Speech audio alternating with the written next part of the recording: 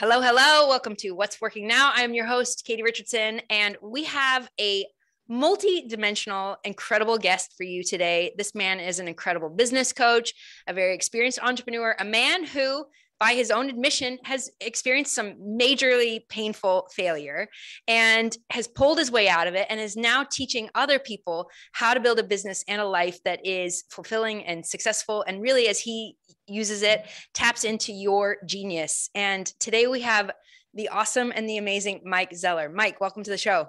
Katie, so excited to be here. We were having so much fun before we even started, so I'm glad we got started. Well, you have so much experience, and I'm excited to really dive into your story and how you got to where you are today and what it is that you're helping people do. And before we dive into any of that, I really like to see and understand the experiences that you have had, or let's get specific. Tell us about the story of a moment that has really formed and shaped who you are today. I've got so many of those because I think there's a lot of defining life moments. In fact, I feel like there's four pillars or four filters to finding your zone of genius, and one of them is your defining life experiences. And one of them comes to me from basically 2018. I was about 2 months away from getting married. Had this beautiful wedding in Florence, Italy, also a little wedding celebration in Nashville planned. And then my cash cow business at the time, my real estate business disintegrated 2 months before we were about to be married. And my other businesses were baby businesses, which means they poop a lot, they cry a lot, and they don't produce much, and the owners don't get much sleep. so, so that was a crisis, and a crisis that me as a type 3 on the Enneagram high achiever, you don't want to, your financial world, your business world, your external success is crumbling in many regards, and yet you're supposed to be there and be masculine force for your wife, and you're like in the fight for survival. So I ended up losing about $1 million personally during that season. And that was brutal. And, it's spawned my second book, which is coming out next year, called Twice Born: How a Crisis Can Remake You. And then also helped me form my first book, The Genius Within: Your Natural Pathway to Impact, Fulfillment, and Prosperity. And I learned a lot of valuable lessons, including where I'm a badass and where I also suck ass during that season. You brought up something really, I think, important, especially when you're going through an experience like that, is kind of the identity crisis. I can only imagine as you're like stepping into this new phase of your life and then all of a sudden having this tremendous financial bomb dropped on you. What were some of the thoughts and fears and emotions that were going through your head at that time? Man, during the time, I was like, man, I don't know what I'm going to do, but I know I'm going to just grind this out. I'm going to figure out how to solve this. And I remember the story. Fortunately, I've had stored a lot of memories, listening to podcasts, reading 1,500 books in my lifetime. And I remember this one story about PayPal in the early days. And it was on Masters of Scale. And the story was, they were scaling like crazy, but they had a lot of fires. They had a lot of problems. One of them was customer service. They were getting 30,000 emails a month for customer service issues, and they had 6 people answering those 30,000 emails. Ouch. And so people would somehow find the phone number unlisted, find the address, which was unlisted, and be calling PayPal, and they just randomly dial extensions until someone would freaking answer because they wanted their refund on their used shoes or whatever they bought for eBay, because PayPal and eBay were so tightly integrated. And so they do that. And then Elon Musk is like answering the phone because, Peter Thiel, the founders, would answer the phone because they're getting calls on their extension and their numbers were unlisted. So the story was that they had to let certain fires burn until they could handle that fire. They had to focus on growth and scaling and making sure the growth engine didn't die while they were optimizing their back end. So that gave me a seed of like, hey, I'm in the midst of this crisis. I got to let certain fires burn and tackle the rest. I can solve one problem today. I'm going to move that needle forward. So I'm sorry, there was tremendous background noise. You just muted yourself, and we can just edit this piece out, but Let me see if I can ask. There's someone right pool table right near me. Hold on, just a sec. Okay.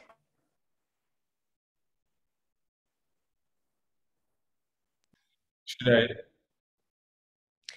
So when you're in this place of tremendous opposition and huge financial failure, I believe that we have to create an internal belief that helps us crawl out of this hole. As you look back at that experience, what was the new internal belief that helped you take the actions that you needed to take to then get yourself out of this financial disaster? You know, during that season, I was like, one of the things I can control is my mindset. And so I would wake up every morning, and many mornings I would wake up with my arms like tightly gripped around my shoulders because I'd be like somehow in the middle of the night just anticipating the tension and the frustrations and the people upset at me the next day. And so I just said, I got to meditate, I got to pray, I got to feed my mind. And every day before I turned my phone on, check email, I would spend an hour or so feeding my mind. I read a money mindset book every week for like at least 36 weeks in a row. And now I've read 93 money mindset books. And I was like, I needed for me to rewrite my identity and my relationship around money and wealth and set the stage for a much bigger level. I had to go through that season, but I could have folded, I could have tucked tail. And there was moments I did, moments I wanted to, and moments I could have stayed longer in the tucked tail position. But that crisis really, Napoleon Hill says behind the seed of every setback, behind every setback is the seed of equal or greater failure, greater opportunity. So I just bumbled that quote all up. That's okay. I think we got it. Yeah. But if behind every failure is the seed of equal or greater opportunity, well, what do you got to do with the seed? You got to crack the hard nut. If it's a walnut, you got to crack that shell open. You got to bury it in the ground. You got to get it sunlight, soil, water, fertilizer, that type of deal for it to really grow. And so you got to apply a lot of intentionality to your mistakes or things that go wrong to use them into your lift up instead of your shut down. So good. So you pull yourself out of this hole, you create this powerful money mindset by reading all of these books and really changing the way that you think and the way that you specifically think about money. And you're actively kind of reprogramming your subconscious through this repetition and really consuming the information that's going to help you rewrite the programming inside of your mind. And you start to see a new reality and new outcomes, new results. And in this process, you're like, oh, I'm gonna now turn back and I'm gonna help other people who have been in these experiences and who are in that hole. And I'm gonna show them how to come out of that. And part of that process, you've mentioned that you're a creator. Part of that process is to create a clear path for people and to, show them step by step. How did you start to identify what your unique formulas and processes were? Yeah, good question. So during that season, in the season of remaking myself, I had to shed things. Like I remember my wife and I were in Florence, Italy. We get in these fierce arguments of like she's challenging me on, hey, what did people really want from me, and what were they paying the good money for, and then what was just extra. And I had an agency at that point. My agency was not profitable. We were learning a lot of things and we were doing good things, but people loved my mentorship and I loved it. My team said, Mike, this is where you're in your deepest area of genius, is these mastermind retreats. And so I started seeing that, all right, I got to let go of a lot of these things. My coaching at the time was my priority number 7, but over the next 2 years, it became priority number 1. And I remember writing on my first ever positive affirmations board. I don't know if you've done one of those, but I wrote that I mentor and lead some of the brightest and best people in the world. And I was at age 31. I'm 42 now. And I was just in the real estate game at that point. That's 11 years ago. And I had to start pulling out, all right, what are the clues? So I started started assessing. I'm endlessly curious, and I started looking at, all right, where was I really freaking great? I was great at the beginning, great at conceptualizing the brain idea, and great at driving progress and accelerating momentum. So that's my unique talents. So when I think of the zones of genius, unique talents, key relationships, defining life moments, and then your values and passions. What do you stand for? What do you stand against? What are you endlessly curious about? When I did the intersection of all those, it gave me a lot of clues, and it helped me realize, once businesses got to a certain level of complexity and challenge, I also got bored, or I was playing out of position, and I needed to bring the right operating partners on board, and I had failed to do that. So, but I have genius in a lot of the other things, and I had frankly genius ideas that I was working on at the time. So anyway, I don't know if I answered that entirely. Well, but. you did. You looked back at your own experience and identified like what were the key markers and elements that helped you get to where you are, and then you categorized them and made them actionable for people. And what you're describing, I think, is so special and unique, because oftentimes people will create a formula or a system and process that you plug people into that process and system, and it gives them like a predetermined outcome. But what you're talking about is totally different, and it is tapping into what's already inside of somebody and really defining it and making it actionable, so that rather than like being disciplined and forcing yourself to go do something, and in a sense, like making yourself do things that just don't sit well with your soul, whatever it is, you are instead, you're aligning with the natural desires, passions, dreams that are already inside of somebody, and you're setting up their business to allow that to just naturally flow out of them, which is totally different. And it's funny. I'm reading Stephen Kotler's book, Art of Impossible, right now, and he created the Flow Research Collective. So you talk about flow. We are more likely to step into flow, which is where work becomes play, and you can do supernatural, creative. You're tapped in. The divine downloads, perhaps. You are more likely to experience flow when you are playing in your strengths. Almost twice as likely to experience flow. So if you think about, hey, if I know my strengths and I know how to step into those, and I know how to create space, and then I stay away from the things that I suck at, extraordinary results.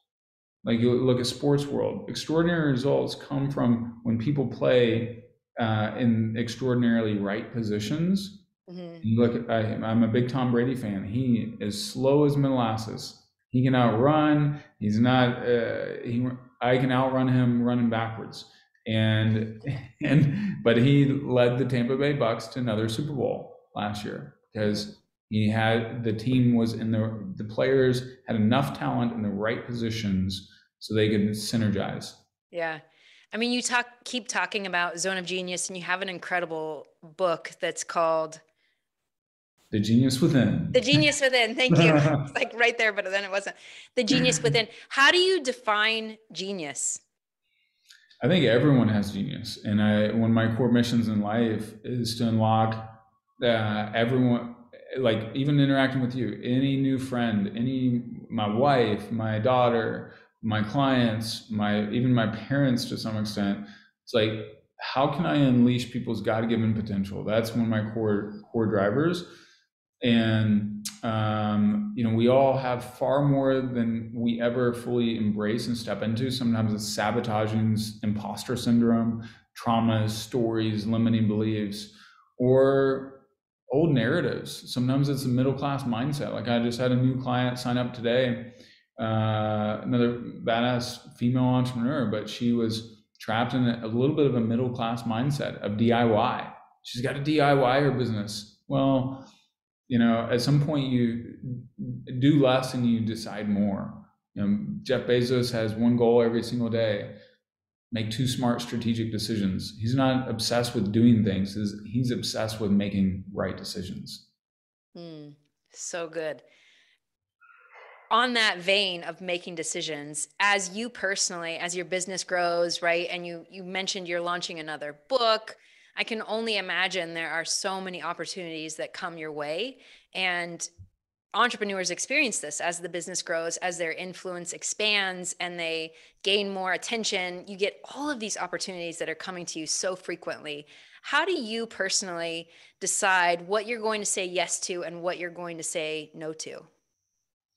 And first part is, do I like the person? Are they aligned value, energy wise, creative wise? They don't. I'm not ego driven necessarily. Of like, oh, they got to have. You hear sometimes people won't have someone on their podcast unless they got a million followers or they're a celebrity or this or that. That's not me.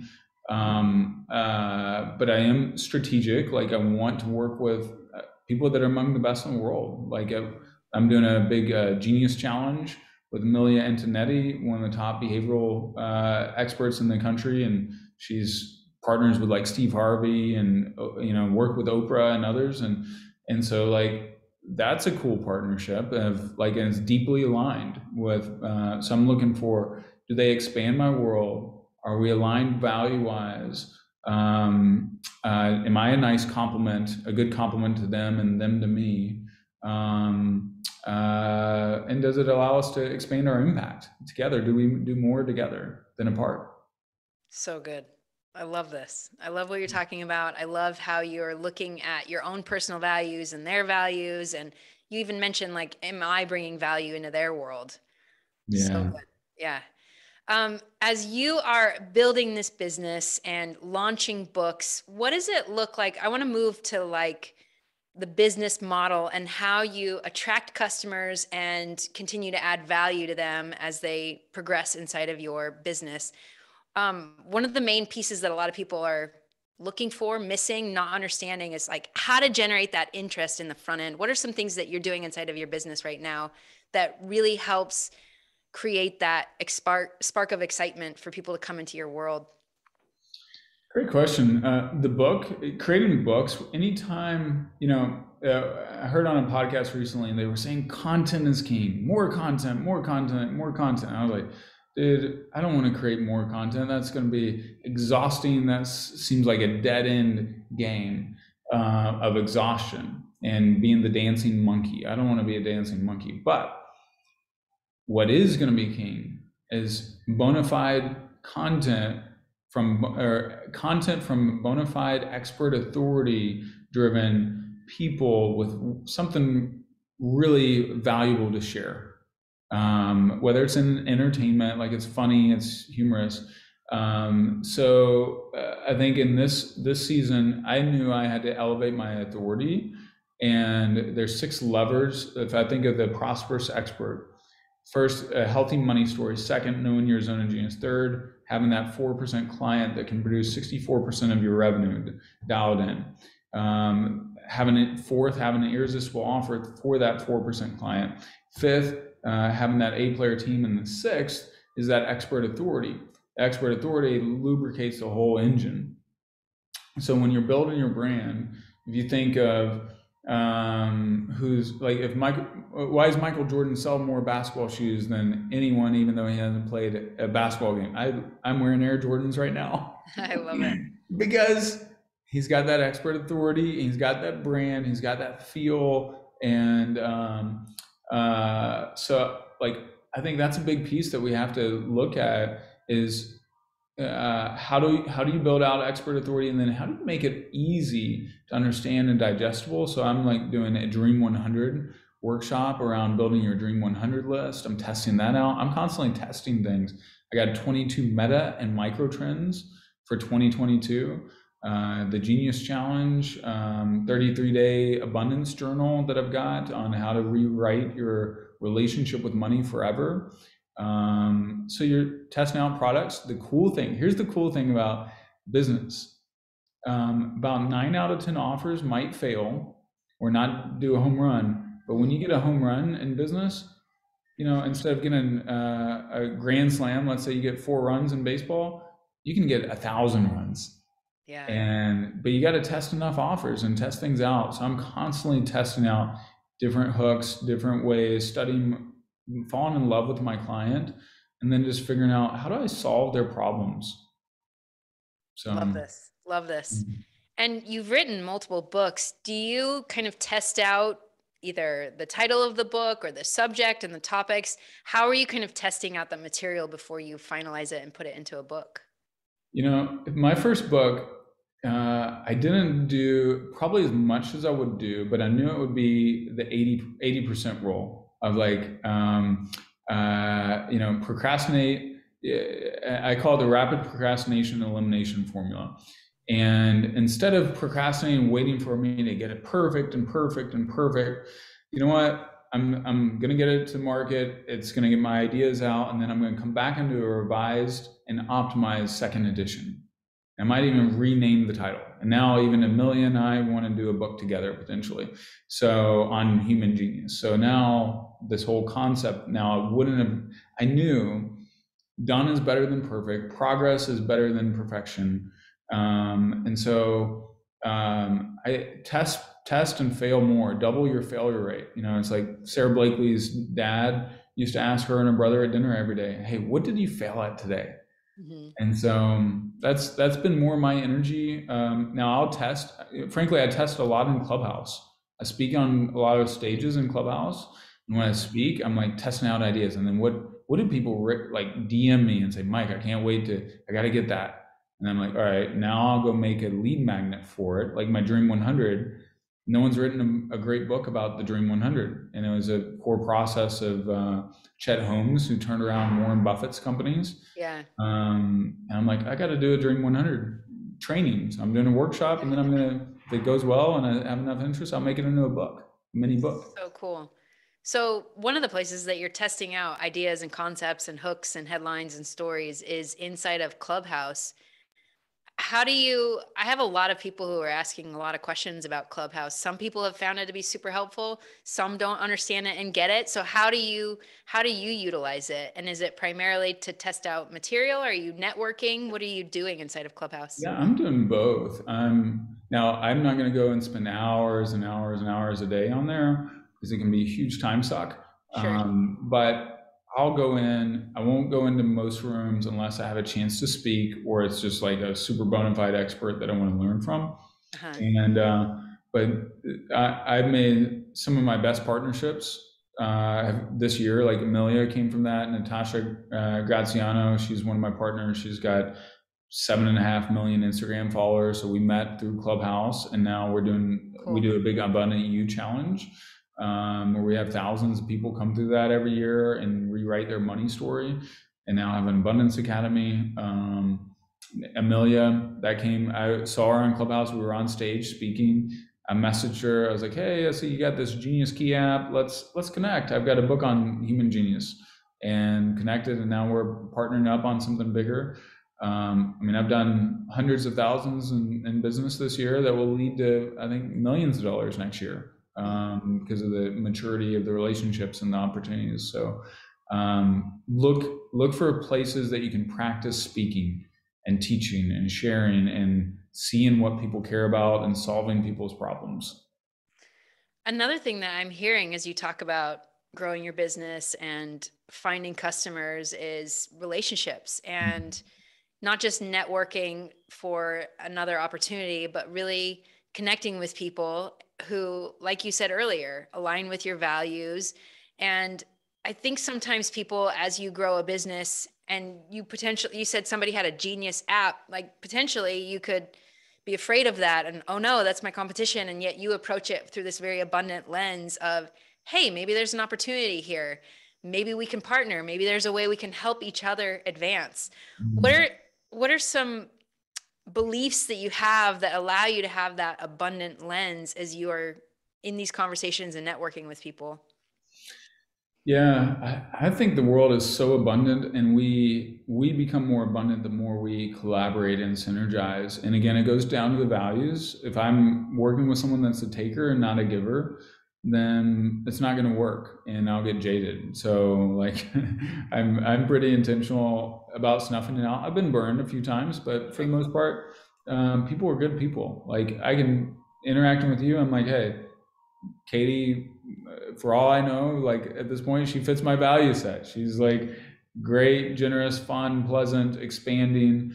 And then, but the other thing that I look at, one of the biggest opportunities for 2022, it's in my 22 meta and micro trends for 2022, strategic partnerships. And then we are in a world that is disrupted, and the COVID disruption is going to continue for another year or two, at least, in Yeah. some regards. And what that does is that creates massive opportunity for partnerships and Yep. strategic relationships that would not have been there before. So if we think in a win-win mentality of like, hey, what could we create together that would be better? Then it's opening up massive doors for me. And I think it's one of the greatest low-risk tools and highest boost to expert authority. So, because of Amelia, we might even have Stephen Kotler as a partner in this project. We might even have Oprah's partner as a partner in this project. And then no guarantees it's going to happen. It's not an ink or anything, but that's at least in the conversation. I would have never thought that would be possible for another like decade, if that. Yeah. And yet it's happening potentially in the next year because of just openness, Yeah. being open to collaboration. Yeah. I love this. As you are having these conversations with people and you are kind of creating possibility with them, there obviously has to be some sort of a negotiation, right? And there's a share of income in some form. How do you navigate those conversations? Do you get a lawyer involved? Do you kind of have a standard cut that you utilize? Is it unique per person? It's unique for each situation, but I look at, hey, what's this person bringing to the table? What am I bringing to the table? What do they care about? Like, where's their genius? Like when Natasha and we started partnering together, I'm like, she's not a genius on the back end. She's a genius on stage and with presence, and she's a star. And she's a star on the Wealth Dynamics. I'm a creator. I like designing the stage and letting someone else take the show, Cool. And then each slice and each situation is a little different, but you just look and think creatively and test. You got nothing to lose. Like, Amelia and I are going to partner 50-50 on this Genius Challenge. But then if we bring in Kotler and some of the other guys, they'll get a slice, and I don't care. It's the whole pot. Bill Gates owns less than 1% of Microsoft right now, right at about 1%. But he's still a multi-billionaire. So Right. the pie got a lot bigger because he gave some of it up. Yeah. And I love, again, this lens of abundance and this ability to partner and align and share in a way that not only does it increase your reach, but it increases your ability to actually give people that transformation that you want. And there's no scarcity around it. I love this. Love this. And like as I look back on everything that you've shared with us today, how that experience of losing it all, like you probably faced one of the greatest fears that you had, right? And how did that prepare you and position you to now be in the place that you are today? I can tell you as a creator and a fast start, like I love to start things. I'm much more intentional about designing the team, and I'm designing the team and the partners, making sure my partners are really culturally aligned, making sure the team, like I'm launching a new brand on mobile IV biohacking. That's a new venture that I'm launching that I'm designing. I'm designing the business because I love to design the business, the brand, all that. But Uh-huh. I'm putting in people to operate it, putting in people to handle the legal, administrative, the medical, the story side. I'm designing the team, and I like that part. So my business, I have two main roles I play: business architect and then entrepreneur mentor. My architect side is juiced, designing out some of those things. But I was like, I'm not going to design another business that could be large, like have lots of team members and employees, where I don't have the right partners in place, especially for the operation side, because I don't want to go through what I went through before. So you get a little muscle memory, and you get a little wiser, and you slow yourself down and discipline yourself a little bit more, and it's going to be a fun season. The next 5 to 10 years are going to be the best business years of my life, at least. So good. So good. As you think about your life and how you ran your business before you had this extreme financial failure versus now, how is that different and what does it look like? I think so often people are excited about building this big business, but then they don't take into consideration the impact it has on their personal life. Yeah. And like one of the vibes I get from you is that you're very happy in your life. You have this young baby, you're happily married. And so, how have you kind of been able to strike this balance of continually growing these big businesses and having all these joint ventures while at the same time being centered, being grounded, being happy in your life? Rhythms. The world works in rhythms. In fact, let's go to the fundamental nature of reality. It's waves. What's a wave do? It goes up and it goes down. It goes up and it goes down. Sound waves, light waves, energy waves. We're made up of energy. And Einstein, others found, studied energy and how it's at the core of reality. And when we violate, like if we look at Edison versus Tesla, they're a great electrical duel. All right. Edison was like, it's direct current, which means it's like straight line, not up and down. All right. New York City, it could only go about a mile without major issues. Tesla is like, it goes up and down, alternating current. Well, look at the rhythms of nature. Polar bears, if they're on display 7 days a week in the zoo, you know what happens to them? Mm-mm. Have you ever been to a zoo and you see polar bears and they got like yellowish paws? Yeah. It's because they're stressed. They've been on display too much. They haven't had their day off. Mm-hmm. That's how their body expresses stress. So Sabbath, I keep a Sabbath on Saturdays, actually. I used to keep it on Sundays, but now it's Saturdays. We don't work. I don't work. I don't answer my email. I don't check my email. I'm barely on social. And it's play, rest, renewal. And then my wife and I have a ritual of like once a year, we want to travel to one of the world's 50 most beautiful cities and live there for at least a month, because it interrupts your patterns and your rhythms and allows you to reset, reflect. Oh, I'm making an intentional decision to get off the freaking hamster wheel and go and see Dublin, go and see Copenhagen, go and see, Tokyo, whatever. Like when we do that, it renews us and creates reflection, rejuvenates our growth and our exploration. And so, that's a big ritual for us as well. So, Mike, you've been doing an exceptional job of kind of deconstructing the elements, pillars of success that you have experienced. And I really even appreciate how you're able to like break it down into steps just live here as we're talking. Obviously, you have many conversations similar to this, and you've shared a lot of incredible things about flow and values and rhythms. I have a few rapid fire questions for you. Let's roll. Okay, what's something that you do consistently every day? Read. I love that. Read. Okay, well, that leads you then into question number 2, which is what's a book that you have on your nightstand and you frequently revisit? The Science of Getting Rich would be one. You're a Badass at Making Money. Let's see, what else? I've read another one, Powerful Engagement, about energy rhythms, your 4 energy quadrants: emotional, spiritual, physical, mental. And then I love 4-Hour Work Week as well. So and then of course, like the Bible and stuff too. Sure. Love that. So you're still reading money mindset books. Explain that to us. Well, you haven't arrived, Mike? Yeah, I haven't. Not yet. Well, I know I'm going to write a money mindset book next year as well. So that's part of the reason. But I'm also like, you know what? I want to anchor it in. Repetition is the mother of all skill.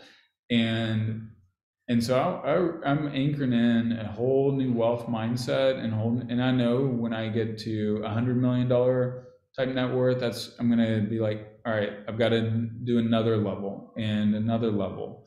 Doesn't mean I'm only reading books or whatever, but that's a big piece right now, is just studying the game.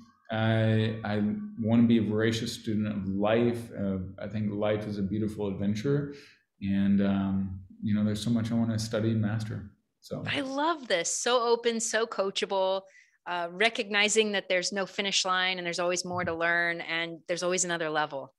Yeah, one of my mentors, I didn't really realize how much of an inspiration he was. I was at a writers conference called Tribe that my buddy Jeff Goins has, and that evening I sat down with some other guy, and I realized I'm supposed to write 40 books in my life.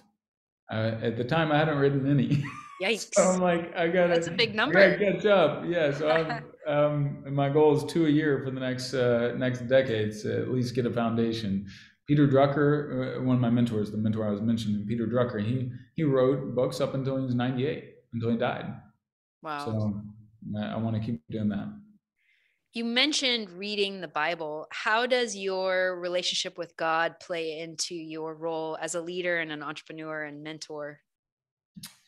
It's given me a lot of faith and hope in those dark hours. It also shapes my values of love and human potential. I do feel like part of my mission, and I remember when I first became a Christian, I was like, all right, my mission is to unleash people's God-given potential. And it was all people, doesn't matter race, religion, ethnicity, sex, etc., orientation, whatever. So I feel like that's a core part. There's a verse in Ephesians that says, "For we are God's masterpieces, created anew to do the good works and planned for us long ago." There's another verse that says, "Now glory be to God by His mighty power at work within us. He is able to accomplish infinitely more than we can ever dare to ask or imagine." So if my life is supposed to be one that I can accomplish infinitely more than I could ever dare to ask or imagine, if I get tapped into divine source, whatever you want to call God, if I'm tapped in, man, I want to be tapped in. So, and that's part of my longing. Love that. I love kind of hearing what your passion and desire is on a long-term goal sense of the word. Yeah. What is some advice that you have been given in your life that's been really instrumental in helping you achieve success? One of the cool things that I did, Tony Robbins, I talked about affirmations. So one of the other things I do every day is I do my affirmations, and I have them on a voice memo on my iPhone. I play them, and I'll meditate through them, and I'll declare them out loud, sometimes right in front of a mirror. But, declaring where you want to go, and saying it in a powerful present tense, no weak ass language, no I try, no I hope to, no I would love to. Those are all weak ass phrases. Mm-hmm. Versus I am, there's a reason Moses is on Mount Sinai and God gives him the 10 Commandments, and Moses asks God, "What is your name?" He says, "The great I am." Moses is interacting with, Muhammad Ali, at the time named Cassius Clay, in 1964, writes a poem called "I Am the Greatest." He goes through, he declares, "I am the greatest fighter the world has ever seen, the most beautiful fighter in the world today." Boom, boom, boom. And he rattles off this beautiful poem. At first, you listen to the crowd, you can go back on YouTube and hear an old recording. The crowd is laughing. They're jeering. It's almost, you can imagine if they had tomatoes, they'd be throwing tomatoes at him on the stage. But then he says it with such conviction, such certainty. He's 22. He had never won a meaningful fight as a professional boxer. He had won in the Olympics, but in his last 2 fights, he barely won against average boxers. And he's a 7-1 underdog to Sonny Liston, who's still considered one of the top 10 boxers of all time. And he says, "I am the greatest." And he writes this brash poem. And then, a few months later, he goes out and beats Sonny Liston. And he changes his name to Muhammad Ali from Cassius Clay, because he said, Cassius Clay is a slave name. Muhammad Ali is my new name. And if you think about, so there's a lot of wisdom in that. He declared it. He owned it. He had certainty and conviction. He said, "I am." One of the most powerful phrases in human language is "I am." So yes. My affirmations start out, "I am Magic Mike. I am a wealth magnet. I am a powerful force for good. I am a loving, devoted father," all those things. So you want to start with those sorts of things. Where are you going? You don't have to be there yet. If you're like, want to be over here and you're over here and there's a big gap, well, every time you say "I am," you actually move. If you can believe it just a little bit, you start moving your identity. I say your identity precedes your destiny. You move your identity just a little bit. You move your energy just a little bit, and you can even say, "I am becoming," if you don't feel as convicted about it, or that doesn't feel as aligned, right? So that learning affirmations from Tony Robbins and then doing them, and now I teach them in a lot of my programs. It's in my abundance journal. It's in all the different things I do. That's been really huge because I'm speaking my future over me daily, even when I don't feel like it. I wake up, I don't feel like getting out of bed sometimes. I love this. One of the themes that I'm learning about you is Mike Zeller is a doer. You don't just read these books and learn this information, but you actually put it into action, into practice, and you're in motion. Oh yeah. Yeah, I want to shorten the gap between learning and implementation. There's so much I want to implement, but yeah, 100%. Well, and what the perfect time to be doing that. I started my first business 15, 16 years ago. And just in that last 15 years, the feedback opportunities are significantly greater.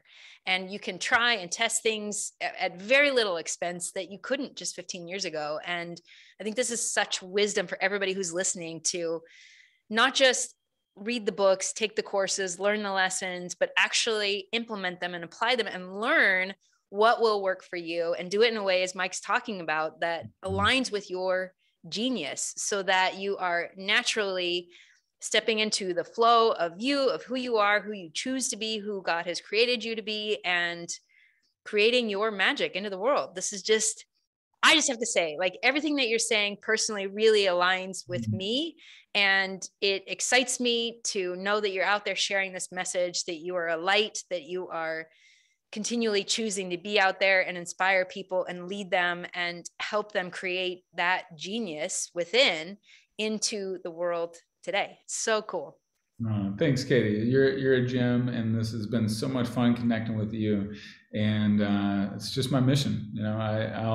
I knew even in the midst of those dark nights of the soul, I was like, you know what? I can't give up my mission and the impact I'm called to make because I'm suffering in my own stupid mistakes.